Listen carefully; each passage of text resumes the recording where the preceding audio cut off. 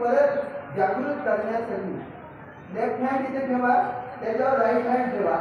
1 2 3 4 5 6 7 8 9 10.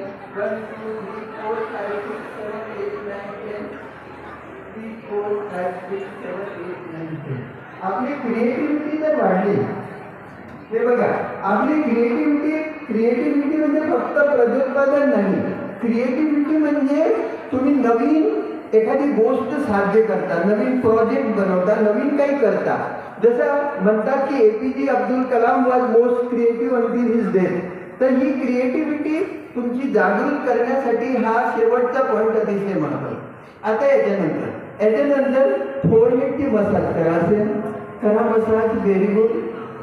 आता आयब्रोची मसाज करा, अशी आयब्रो मसाज करा.